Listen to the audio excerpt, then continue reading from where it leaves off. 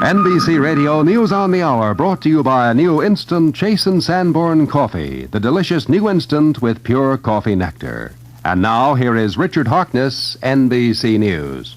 For the story of the hour, at the Pentagon, the Defense Department announces that it will stop, search, and sink if necessary, ships of any nation, including Russia's, that may be carrying offensive weapons to Cuba. The report from NBC News Pentagon correspondent Peter Hackus. A Pentagon spokesman has minced no words in amplifying the president's remarks. We will sink Soviet ships bearing offensive weapons to Cuba if necessary, he said, if they refuse to let us search them or refuse to change course away from Cuba. And we're prepared as well, he said, to stop communist planes with such cargoes from landing. The spokesman, pointing to pictures from a high-flying U.S. plane, showed Russian missiles on Cuban soil, missiles with ranges up to 2,500 miles aimed at the U.S. heartland, and, he hinted, probably tipped with nuclear warheads. All of the 2,200 civilian dependents of servicemen at the Guantanamo Bay Naval Base, he said, have been evacuated. As of now, our forces there have been more than doubled. Communist flag ships are on the way to Cuba at this hour, he added, and our first challenge will probably come within a day or two. And, he said, we will face losses. Peter Hackus, NBC News at the Pentagon. And from the White House, officials say tonight that President Kennedy sent a letter to Premier Khrushchev informing him of U.S. action against Cuba. The letter's implication left the door open for Kennedy-Khrushchev talks. We will have further news on the Cuban crisis in a moment. First, this message from Instant Chase & Sanborn Coffee. Pure coffee nectar. Now, if you're like me and want your coffee rich with aroma and flavor, that's our song. New Instant Chase & Sanborn has pure coffee nectar. Pure coffee nectar. Now, that's what's been missing in instant coffees up till now, because, well, it just evaporated away during the brewing. All that beautiful, rich coffee essence just going up in steam. But now, that wonderful richness is in every cup of this terrific new instant. New Instant Chase & Sanborn has pure coffee nectar. And say, you'll enjoy new regular Chase & Sanborn, too. Got the wonderful flavor of nectar-rich Colombian beans. So remember, next time you want a great cup of coffee, make it Chase & Sanborn. New Instant Chase & Sanborn has pure coffee nectar. Here again, Richard Harkness. Now for the diplomatic side of the president's blockade on arms to Cuba, here is Ellie Abel, NBC News State Department correspondent. State Department officials tonight acknowledged that the quarantine ordered by President Kennedy will be to all intents an air and naval blockade of Cuba, with this difference. Blockade is normally considered an act of war. The quarantine action, so the State Department contends, is not war, but the use of force to deal with the threat to peace in this hemisphere as sanctioned by the UN Charter. Tomorrow morning, Secretary of State Rusk will ask the OAS Council to invoke the Rio Treaty and get behind the U.S. quarantine action. Although some of the biggest Latin American countries have balked at strong action before, State Department officials are confident they'll get the 14 votes needed to put the OAS on record as backing the president all the way. After this is done, and even if it isn't, Mr. Kennedy will issue his proclamation putting the quarantine into effect. Ellie Abel, NBC State Department correspondent. Also at the Pentagon, the United States has ordered the Strategic Air Command and other military forces on a more vigilant alert around the world. We are moving at the United Nations to bring Russia before the Security Council to cite the communists for causing a dangerous threat to peace in Cuba. From Havana, the Cuban government has placed its armed forces on an immediate alert. This is Richard Harkness, NBC News, Washington. Michigan to Mexico's Baja California Peninsula and back. That's how we tested the 1963 Chevrolet trucks. Two new six-cylinder engines, the high-torque 230 and the high-torque 292, were tested on steep mountain roads. Chevrolet's new suspension systems and the new, stronger frames took it and came back for more. See the new reliables at your Chevrolet dealers. Chevrolet for 63. This has been NBC News on the Hour. Listen again on the hour for NBC Radio News, brought to you by Chevrolet for Chevrolet dealers everywhere. Hear a review and analysis of President Kennedy's address tonight on NBC Radio.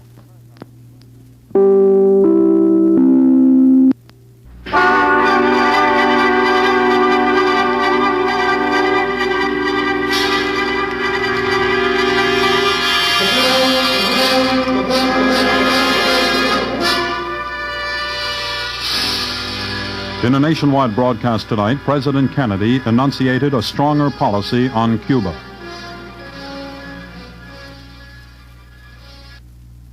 My fellow citizens, let no one doubt that this is a difficult and dangerous effort on which we have set out.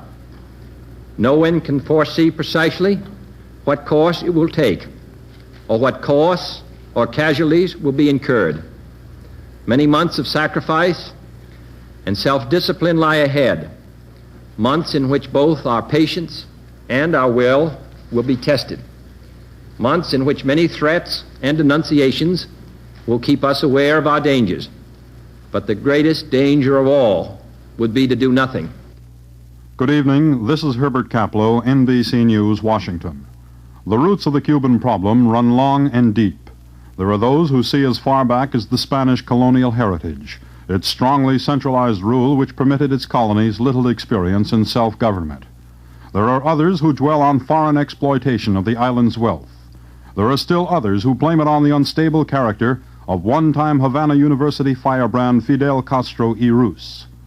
The Cuban problem is compounded of all these factors and more. For our purpose tonight, we recall the dark, warm night 3 years and 10 months ago, New Year's Eve in Havana. Fighting was reported in Las Villas province between the soldiers of Fulgencio Batista and rebel units. Then a report of women, children, baggage rumbling in trucks through the streets of Havana to the military installation Camp Columbia. A few hours later, 4 a.m. Havana time, New Year's morning, a phone call, and the report Fulgencio Batista and his coterie had fled in surrender. The 3 years and 10 months since then has been a trial of patience, a deterioration of traditional diplomatic alliance, and a painful front door lesson in communist intrusion. First, we indulged in hopes and encouragement for the new regime.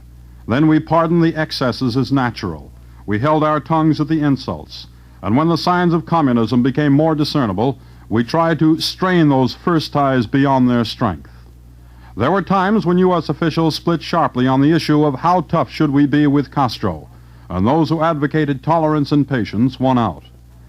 But the ties of communism strengthened, the agents became visible, and the danger more apparent. In Cuba itself, the status of the Pearl of the Antilles 3 years and 10 months after the liberation from Fulgencio Batista.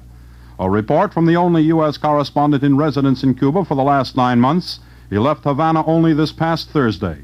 A report from John Lovacek, NBC News, in New York. When I left Havana on Thursday morning, the city was quiet. We who live in Havana have gotten used to the picture of Havana as an armed camp.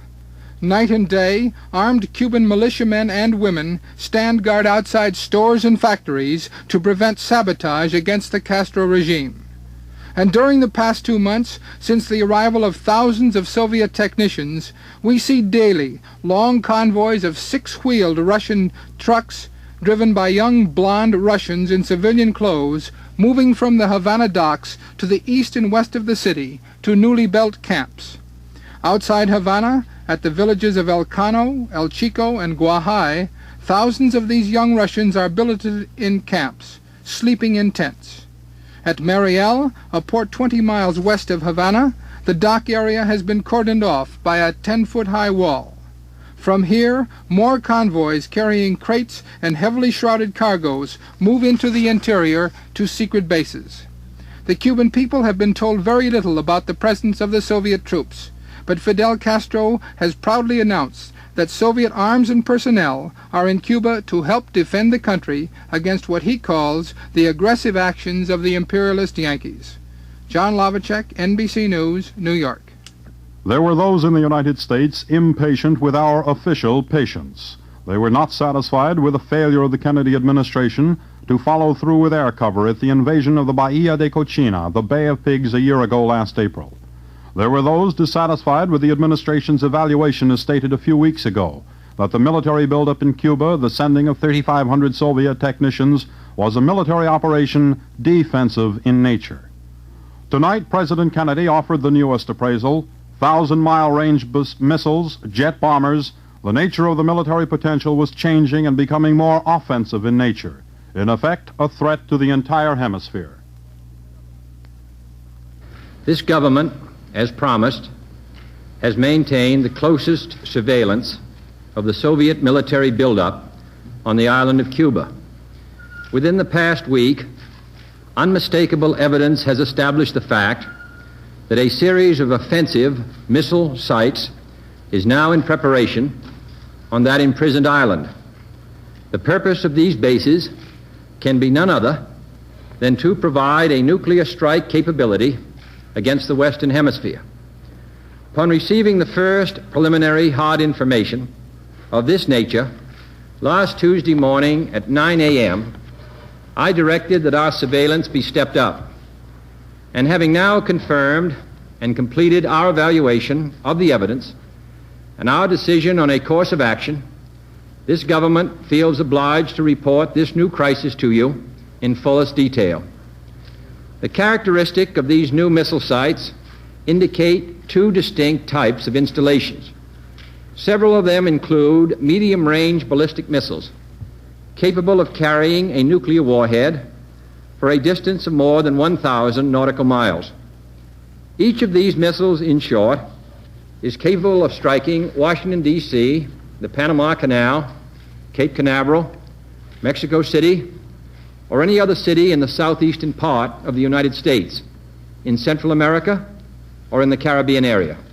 This urgent transformation of Cuba into an important strategic base by the presence of these large, long-range, and clearly offensive weapons of sudden mass destruction constitutes an explicit threat to the peace and security of all the Americas, in flagrant and deliberate defiance of the Rio Pact of 1947, the traditions of this nation and hemisphere, the joint resolution of the 87th Congress, the Charter of the United Nations, and my own public warnings to the Soviets on September 4th and 13th.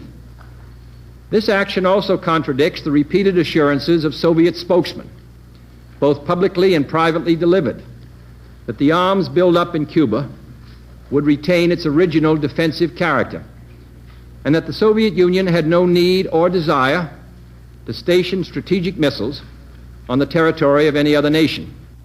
Only last Thursday, as evidence of this rapid offensive buildup was already in my hand, Soviet Foreign Minister Gromyko told me in my office that he was instructed to make it clear once again, as he said his government had already done, that Soviet assistance to Cuba, and I quote, pursued solely the purpose of contributing to the defense capabilities of Cuba, unquote. That, and I quote him, training by Soviet specialists of Cuban nationals in handling defensive armaments was by no means offensive.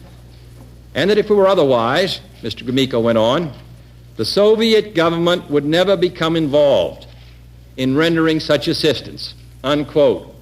That statement also was false.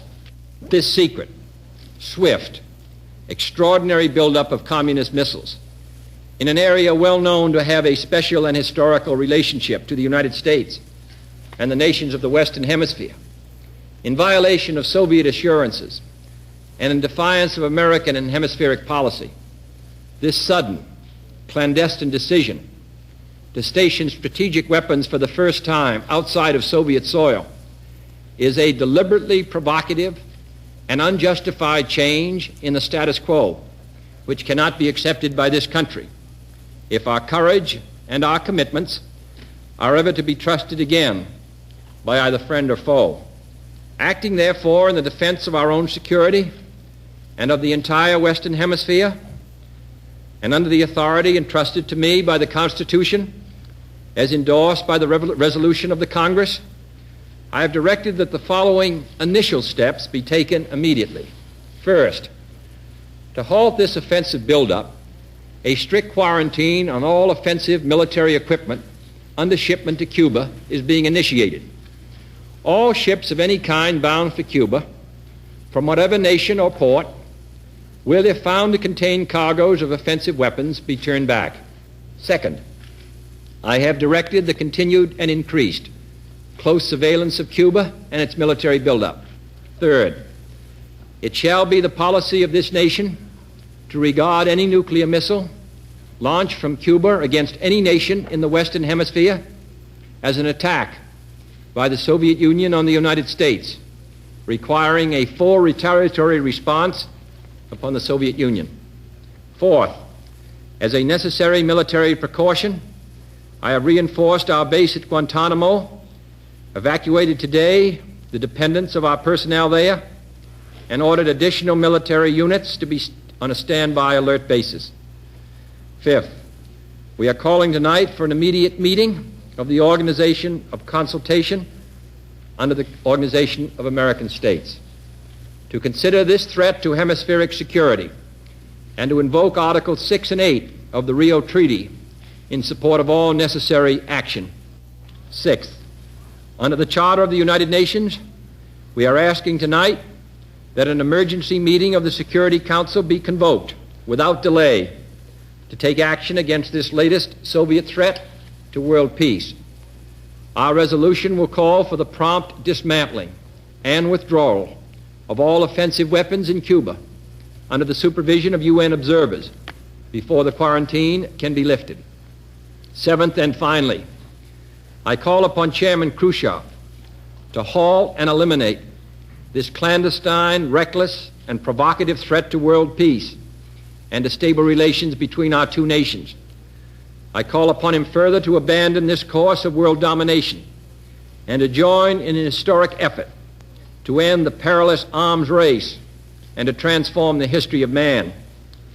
He has an opportunity now to move the world back from the abyss of destruction by returning to his government's own words that it had no need to station missiles outside its own territory, and withdrawing these weapons from Cuba, by refraining from any action which will widen or deepen the present crisis, and then by participating in a search for peaceful and permanent solutions.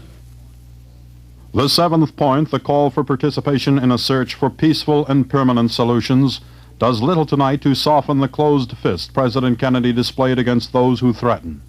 The military steps taken, the quarantine, what are the problems therein? How are these moves apt to manifest themselves? A report from NBC's Pentagon correspondent Peter Hackis. In brief, here's what the U.S. will do militarily under the President's announcement.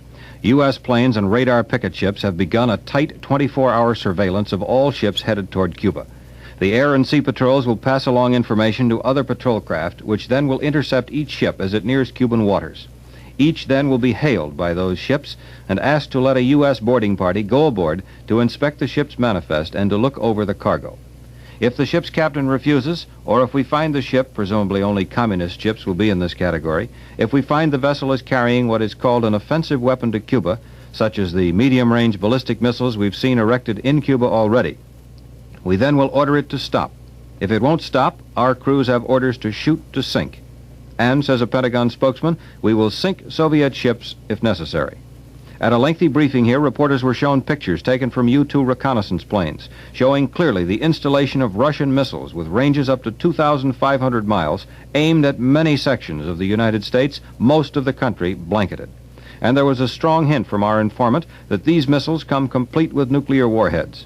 Furthermore, he warns, there is at the moment no defense against these missiles.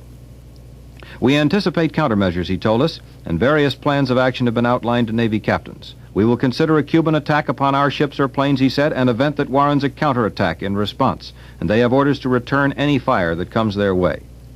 As for what has happened thus far, our patrols, submarines, planes, and destroyers are already moving toward the scene.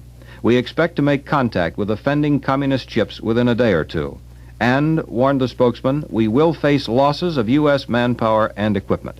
As of now, we have doubled the number of men at the Guantanamo Bay Naval Base, while at the same time evacuating all civilian dependents. We have increased the worldwide alert of all U.S. forces, and especially the status of the Strategic Air Command planes.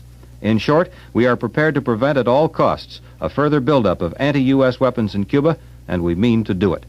Peter Hackis, NBC News, at the Pentagon. Beginning at 5:30 this evening, the string of cars bearing the diplomatic license tags started their slow parade up the sloping drive to the State Department main door. Diplomats from 46 nations with whom the U.S. has military agreements, arrived before the President's speech to be briefed beforehand on what was to be declared. Shortly before 6, Soviet Ambassador Dobrynin arrived smiling pleasantly. He left 25 minutes later, grim and unsmiling, bearing with him the Kennedy warning. The Kennedy doctrine, as enunciated tonight, holds within itself many legal and diplomatic ramifications. A report from NBC State Department correspondent Ellie Abel. State Department officials concede tonight that the quarantine ordered by President Kennedy is identical in procedure with an air and naval blockade, normally considered an act of war. They argue, however, that the UN Charter sanctions the use of force by regional organizations, such as the Organization of American States, to deal with threats to peace in their own jurisdiction. Soviet Ambassador Dobrynin, called to the State Department before President Kennedy spoke, received a personal letter from Mr. Kennedy to Soviet Premier Khrushchev, this delivered at the same time in Moscow. In that letter, say State Department officials, the President expressed the hope that Moscow might resume the path of peaceful negotiation. The letter is believed, however, to contain this important condition, that before the U.S. will consent to negotiation at the summit level or lower, the Soviets must end that threat to peace. State Department officials won't say whether this means we'll refuse to negotiate until the Soviets have ended the Cuban arms buildup. Until and unless it is further clarified, U.S. policy is defined by Mr. Kennedy's own words, that it is difficult to settle or even discuss the problem in an atmosphere of intimidation. High American officials do not blink the possibility that Moscow's reaction to all this may be violent. They are well aware of the ease with which the Russians, if they choose, could pinch off access to Berlin. Though the President warned them once again tonight that any move against Berlin will be met by whatever action is needed, obviously including nuclear force. Washington has reviewed the full range of possible Soviet countermeasures. Officials say they have taken all the precautionary actions needed. What this may mean, whether the clash of wills between East and West will lead to negotiation or to the long-feared nuclear showdown, remains to be seen. This is no time for airy optimism, and Washington isn't pretending that it is. Washington is somewhat grim but confident that American determination will, in the end, persuade the Russians that Castro Cuba is a wasting asset from their point of view. This is Ellie Abel, NBC News at the State Department. The intentions spelled out tonight by the President place also a responsibility before the world's major diplomatic forum. For one thing, there is the Kennedy request for an emergency meeting of the UN Security Council. But there are other elements involved, too. A report from NBC UN correspondent Leon Pearson. There's an obvious touch of irony in the fact that the U.S. request for an urgent meeting of the Security Council tomorrow was addressed to the Soviet delegate, Ambassador Zorin, who happens to be president of the Council for October. Well, he will act in a proper diplomatic way in putting the request to other members, and he will not obstruct the holding of the meeting. But when it comes to considering the U.S. proposal, that's another matter. The U.S. has already prepared a draft resolution calling for the immediate dismantling and withdrawal from Cuba of all missiles and other offensive weapons, and also asking the Secretary General to send a UN Observer Corps to Cuba. This almost certainly will be rejected by the veto of Ambassador Zorin, acting as the Soviet delegate. The U.S. may then refer the matter immediately to the General Assembly, where there is no veto and where the chances of passage are very good. Leon Pearson, NBC News. The President's speech tonight was beamed into Cuba. Obviously, we do not know yet how many Cubans heard it or understood it. For what reaction there is, to Richard Valeriani at the NBC Listening Post in Miami. Havana radio said tonight that Cuba's armed forces have been put on an immediate 24-hour alert following President Kennedy's speech. Cuba's radio stations were ordered to keep transmitting around the clock, but they were not hooked up in a nationwide network as during previous emergencies, and regular programming is being broadcast. Otherwise, the reaction has been slight from Havana. News programs reported early in the day that President Kennedy would speak, but they have made no mention of what he said. Many Cubans were able to hear the speech directly, however, on Miami long-wave stations which beamed it to the island. A well-known television commentator in Havana, Luis Van Wangemeert, reacted with defiance. He told his audience that, quote, "We have to use the arms at our disposition to show Mr. Kennedy what we are," end quote. There has been no official government reaction as yet. It is customary for Castro to appear on television during such situations, but up to now there has been no announcement of his intention to speak. Richard Valeriani, NBC News, Miami. This night has been one of the most trying for John F. Kennedy. He moved presumably after several days of contemplation and study, studying the alternatives and measuring the pressures. Tonight, after delivering his declaration on Cuba, the President followed up with complementary steps. The latest report From Sander Van Oker, NBC News at the White House. Following the President's speech, White House News Secretary Salinger announced the President and Vice President had canceled all further political speeches and trips this election campaign. When asked the reason the President made this decision, Salinger said he feels he has to be here. The President has also asked the congressional leaders, Republican and Democratic, that he briefed earlier today, to stay on in Washington for the time being, and they have agreed. Salinger said the President this morning called former Presidents Eisenhower, Truman, and Hoover to tell them what he was going to say tonight. President Eisenhower, Salinger said, was in Washington yesterday and was given a full briefing on the situation by Central Intelligence Agency Director John J. McCone. Finally, the White House announced today the President had named John J. McCloy, New York attorney and banker, and a man with much diplomatic experience, to serve as advisor to UN Ambassador Adlai Stevenson during the Security Council debate on our request for the UN to take action against the Soviet threat to world peace in Cuba. Sander Van Oker, NBC News, reporting from the White House in Washington. A report just submitted us. Guards have been placed on telephone buildings in Miami, Olmsted, and Key West to prevent any unauthorized people from entering the buildings. From this capital city of Washington tonight, the reports of the men who earlier this evening sat closeted in the State Department are cabling their home capitals, reporting on the explanation given them for this strengthened U.S. policy on Cuba. In essence, the United States tonight moved one giant step with respect to its relations with the communist world. There was no mistaking the President's language. There may be some vagaries yet in detail, but it is fact that the United States, in the person of the President, tonight went far toward a commitment on communist intrusion into the Western Hemisphere. Obviously, there are risks, there are great risks, but it is the view of the Kennedy administration that this is a time when such risks must be taken. For as the President said, it is better than to do nothing. Herbert Kaplow, NBC News, Washington. From Washington, D.C., NBC News has brought you a special broadcast on the Cuban crisis. Included were excerpts from the President's address to the nation earlier this evening, plus reports from NBC correspondents in Washington, New York, and Miami. The program was produced by NBC News. This is NBC, the largest single source of news and information in the free world.